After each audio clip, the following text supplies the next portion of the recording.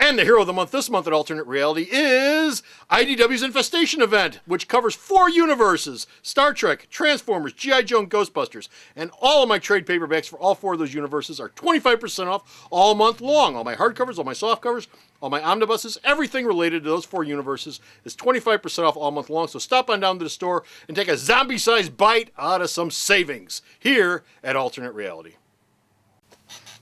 Another week in review. Take it away, comic book man.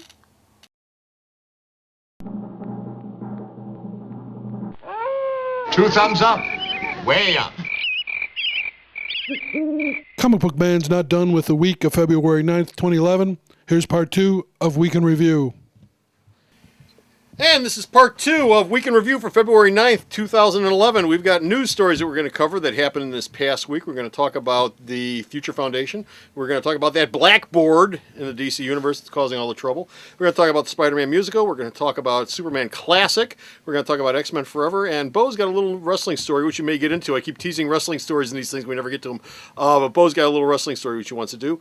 All that and more. And, of course, joining me for this is good old JR and even gooder old Bo. Hey, comic book Is man. that even a word? Yeah, it's a Hey, word. It is of now. course it's not a word. I made it up, you genius. Because I can't spell check it. This week, Marvel unveiled the Future Foundation. Don't get me started.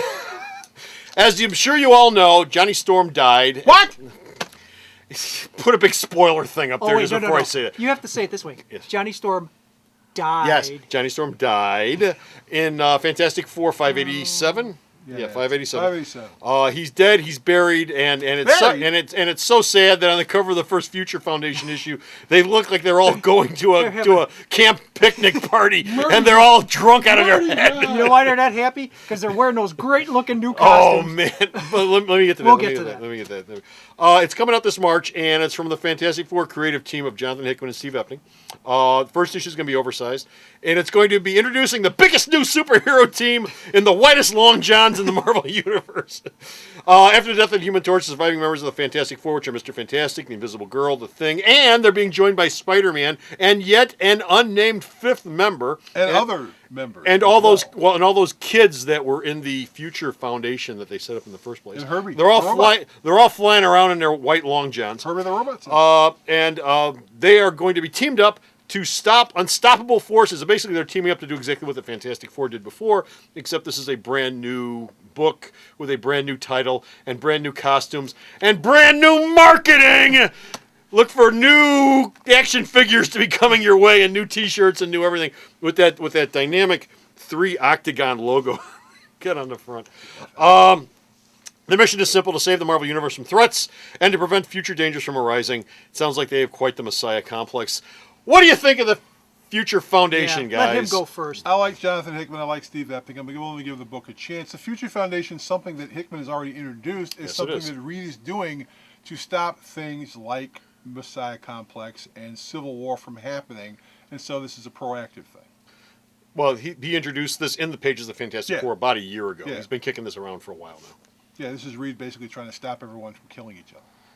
What do you think, JR? You've seen the costumes. You've seen the cover of the first issue. You love the Fantastic Four. What do you think? I love You the looking forward to this? Fantastic You're Not at all. Not at all, comic book man. To me, I'm sure this is going to be immensely successful for Marvel, and I don't know what the fans are going to think. Well, I don't know about immensely. But this reader here is not too happy with the way the costumes Why? look. What's wrong with them? As you used the perfect word, long john. It looks They're like wearing Spider-Man in his snowsuit. They're wearing spacesuits. And really, Future Foundation is kind of a lousy title to replace Fantastic Four. Well, no. The book is not going to be called Future Foundation. It's going to be called FF. What does that stand And for? as I've said, what does it stand and for? as I've said before, they ought to title the book EFF period EFF period and leave it at that. What does it stand for? You know, of all the characters to pick to bring in to replace Johnny Storm, why Spider-Man when you have a pantheon of other characters? Spider-Man's not in enough books already. Why? Because Marvel made a marketing decision about 5 years ago. Wolverine and Spider-Man are our Batman and Superman.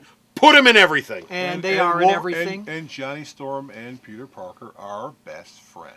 Wonderful. But you know what? It's just a... It's to not, me, it's not the first time. Well, Ben's good friends with She-Hulk, isn't he? Throw her in there while you're at it. That's not the exact membership. There are going to be other members joining up. This is not the permanent team. Reed, Sue, and Ben are the permanent team. Spider-Man's not going to be in every issue. There's going to be a bunch of characters from the Marvel Universe coming in as the 4th and 5th members of the team, along with their kids, Valeria Von Doom and Franklin. Nothing feels. And also, I think Doctor Doom. Is Nothing that feels mysterious? Yeah, but a rumor about Doom being a member of the Fantastic Comics are a Future creative Foundation. medium. This does not feel creative to me at all. It feels like a cynical marketing move.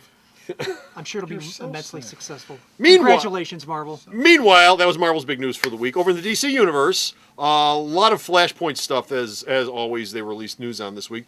But the sort of the one big story they had this week was this on the last page, and we've got a graphic of this, Jeff. Okay. But on the last page of Time Masters, which is a 6-issue miniseries that wrapped up about 2 weeks ago.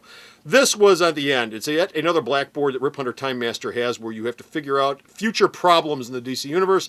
These future problems will center around Flashpoint. And a lot of those are going to be addressed in Booster Gold number 44. Writer-artist Dan Jurgens is going to be returning to the book as both writer and artist. Because he created the character. Because he created the character. And that will serve as a lead-in to the Flashpoint event, Booster Gold number 44. The blackboard there, what does all that stuff mean?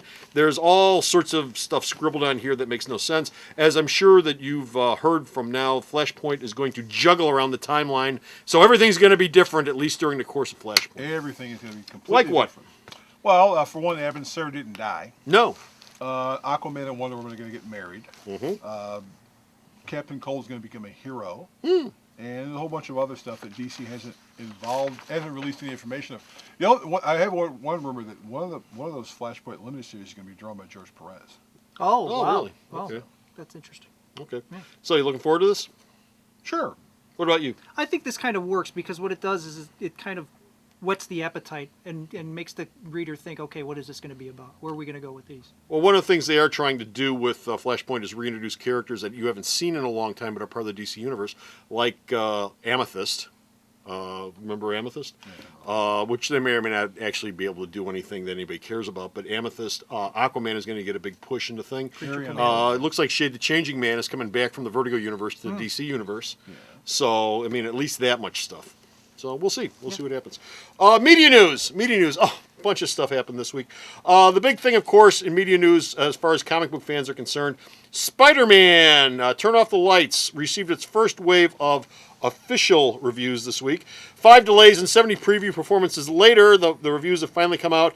The nation's top theater critics have determined that it is just plain awful. Here are some of the reviews. From the New York Times, how can $65 million look so cheap? From the Hollywood Reporter, it was chaotic, dull, and silly. From the Los Angeles Times, a teetering colossus that can't find its bearings as a circus spectacle or as a rock musical. From the Washington Post, if you're going to spend $65 million and not end up with the best musical of all time, I suppose there's a perverse distinction in being the worst. And my last quote is from Elizabeth Vincelli of the New York Post, an inconsistent, maddening show that's equal parts exciting and atrocious. But there were many, many more other reviews that ripped it. Of course, Bo found the one pearl in the pile of crap. I read USA Today liked it, but the problem about all this is That's where I always go through my theater the fact reviews. that- well, I don't read theater reviews generally. The problem with all this is the fact that people are buying tickets and they don't really care whether the critics like it or not. The show is actually making money. The problem is people are buying tickets because Right. they want to be part of the event of what looks to be the worst Broadway No, disaster ever. no.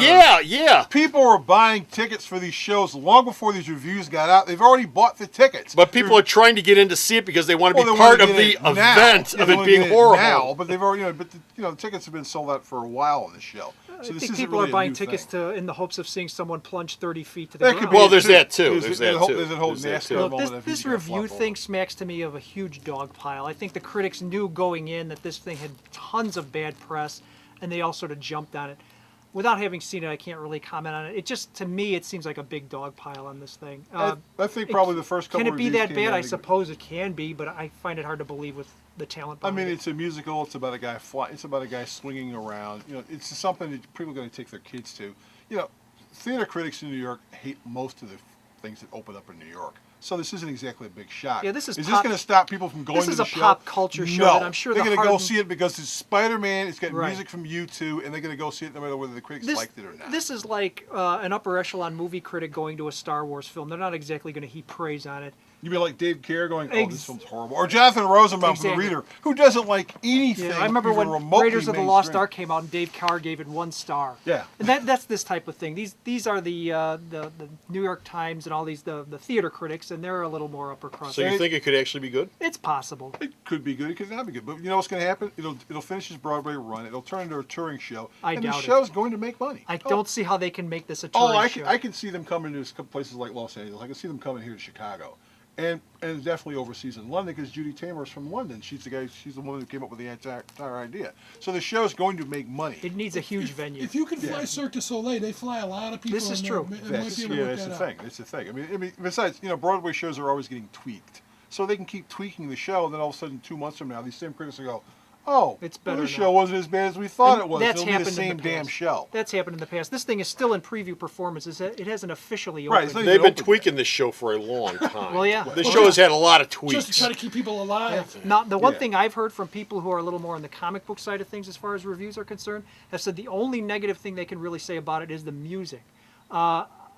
Really, Bono and The Edge, have they been relevant in the last 10 or 15 years? What? Are Are you insulting you two? No, I'm not insulting you two. In the past, they've done some phenomenal work, but I'm saying it comes down to what have you done for me lately? It's kind of bad if a musical, the music isn't good. It has to rise and fall on its songs, and I heard those songs are not quite up to. All I know is that people are going to take their kids and go, "Look at Spider-Man flying through the air," and that's really the only thing that matters. Hey, look at Spider-Man dropping 30 feet. Look, Johnny's taking your popcorn. Yeah. Also in the media this week, there was a little thing out called X-Men Forever. The trailer finally came out. It finally hit the internet. First class. Or X-Men X-Men First X-Men First Class. Class, X-Men The First trailer Class, popped X-Men up on- Forever, whatever the hell the damn thing It is. debuted on Facebook this week. It's so far, what, 4 million hits? Something like that. But it means it's good. Well, and everyone's going to look at it. And actually, the trailer's not. I'm getting a Big Mac. I hear they're making millions of them. The trailer's not good either. It has distinct CW feel to it. Yeah, it does. it Well, really- the it people really at Warner feels- Brothers are quite happy with what That's- the money that network's making. That's- So Tonight on a very I don't know special if that's a episode of the negative X-Men. thing. It really feels like a younged up version of the X-Men. I'm not really blown away by that trailer. I think I liked it better than the Wolverine trailer. Oh, well, I like hitting myself in the head with a brick better than You Wolverine. do not. I You do. stop doing that Oh, I after you went do. to rehab. No. Tell the truth. Also popping up on the internet over the last couple of days was a thing called Superman Classic. Now, if you haven't seen this yet, if you're a Superman fan, See it. search it out. It's a little 2-minute piece of animation that was independently done by I assume it's an animator, who really loves Superman. What he did was he did a little piece of animation where Superman and Lois are coming out of the Daily Planet in the middle, late at night, and a giant robot shows up, and Superman has to change. He fights him, throws him off into the air, and then a whole bunch more robots show up, and that's the end of it. It is the best 2 minutes of Superman action footage that I have seen in a long, long, long, long time. And I give the fine folks at Warner Brothers about 3 days before they get it pulled off of the internet. So hurry up and It's look been for out it. there for a couple of weeks already. Oh, that it piece means, has it been means out the there a lawyers couple of haven't found it yet. And I think they need all the positive press they can get right now. As far as with this multi-million-dollar movie coming down the pipe and having some legal troubles, they want to make nice. I mean, I money. said I watched it. I'm not a big fan of the way he drew Superman. Well, I You're not a big fan of Superman, You're not period. or DC, period. or DC. It's a but little Tony, but it's got some It's a style. little too- It's got a lot of It's a style. little It's too got a lot of too- style. It's got great action. It really moves well. And you know what? It's Superman fighting a giant robot, Right. which, somebody sort of stick this under Zack Snyder's It's nose fun. and say, look at this. You should have 2 minutes in your movie that looks just like this. It needs to be a lot of fun. That movie needs to be a lot of fun, Yeah. and that 2-minute piece is. And you're Yeah. right. Zack Snyder needs to kind of use Maybe that I'll as a make it a little musical. guy. I don't need it to Songs be a from musical. Bono and the Edge. So, yeah, something from Bono and the Edge. Wrestling. Wrestling. You said you had a wrestling story. Sting has been removed from the TNA roster. It does not mean he's not going to From the re-sign with police? TNA, but there is a big rumor that he probably will be popping up in the WWE and maybe involved in WrestleMania for a 1 or 2 month run, and then that'll be the end of Steve Borden's wrestling career. This is all to get him into the Hall of Fame, right? Well, if he decides to come in to the WWE and work WrestleMania, yeah, he'll be part of the Hall of Fame. If he Yeah. doesn't, then I can't see them going out of their way to put him in the Hall of Fame, let's say next year when they're in Florida or a couple years down the road. But yeah, they'd love to put him in the Hall of Fame, but they don't they don't want him working for somebody else while they're trying to do it. Does Sting actually have to be in the WWE in order to get into the Hall of Fame? I mean, Uh, Vern Gagne was never in the WWE. He's in the Hall of Fame. Sting can be in the Hall of Fame as long as he's not working for TNA. Well, yeah, that goes without saying, but he doesn't have to work for Vince in order No, to no, because it's a Hall of Fame that involves everyone involved in wrestling, but not working in TNA would be if he said I'm not coming back there ever, then I think he'll get the run. He'll get the run in this year. What do you think? You don't care. I think that entire story sounded like, hit my ears like the school teacher in the Charlie Brown Yeah, but special. he's kind of like the Crow. You know, he's got a white face. He's got a coat. Oh, he doesn't care. He doesn't Until care. next time, ladies and And gentlemen. that's it. That's it. We're done with part 2 of Week in Review. There's a part 3 coming Yes. up on Week in Review. What the hell are we going to do for that? You're not doing anything. Where I got something special I want to talk about. Be sure to check out part 3. It's on YouTube. It's on the store's website. Check it out and see it because there's something special I talk about in just a few minutes. But you'll find all this stuff at the store's website. And of course, the store's website is at. You know, Comic Book Man, flying leaps are all the rage. www.marltonutrally.com. So check it all out until you check out part 3 coming up soon. This is Comic Man And it's JR. Ed Boom. saying Bye-bye. February 9th is done. Bye. Don't miss part 3 of this special Week in Review for February 9th, 2011.